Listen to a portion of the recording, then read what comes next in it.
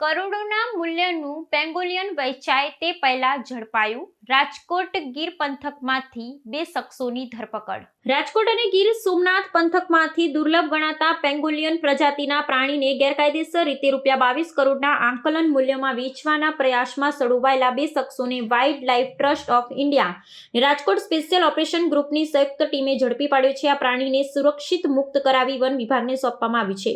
લુપ્ત થતી પ્રજાતિઓમાં શિડ્યુલ 1 હેઠળ સંરક્ષિત આ પ્રાણીનું ગેરકાયદેસર વેચાણ થવાનું હોવાની ચોક્કસ બાતમીને આધારે આ સમગ્ર ઓપરેશન પાર પાડવામાં આવ્યું હતું.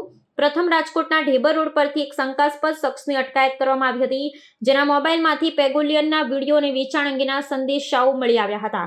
પ્રાથમિક પૂછપરછમાં શખ્સે કબૂલાત કરતા WTI અને SOGની ટીમે ગ્રાહક બની જાળ બિછાવી હતી અને ગીર સોમનાથ પંથકના ગંગેથા તેમજ ઘાંટવડ સહિતના વિસ્તારોમાં તપાસ હાથ ધરી હતી.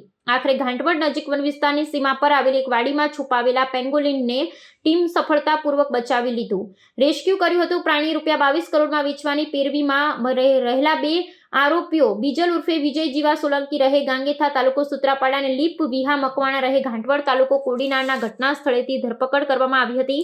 ઝડપાયેલા બંને આરોપીઓ ને પેંગોલિનને વધુ કાર્યવાહી માટે વન વિભાગ નિજામવાડા રેન્જ કચેરીના અધિકારીઓને સુપ્રત કરવામાં આવ્યા હતા. વન વિભાગે ગેરકાયદેસર વન્યજીવ વેપાર બદલ પ્રથમ ગુના અહેવાલ નોંધી બંને આરોપીઓને ન્યાયાલય સમક્ષ રજૂ કર્યા હતા, જ્યાં ન્યાયાલયે તેમના 4 દિવસના રિમાન્ડ મંજૂર કર્યા છે. આંતરરાષ્ટ્રીય બજારમાં ઊંચી કિંમત ધરાવતા દુર્લભ વન્ય પ્રાણીના વેચાણનું કૌભાંડ ઝડપાતા વન વિભાગે હવે આ વન્યજીવ તસ્કરી ટોળકીના મૂળ સુધી પહોંચવા અને અન્ય સંડોવાયેલા શખ્સોને પકડવા માટે સઘન તપાસ શરૂ કરી છે.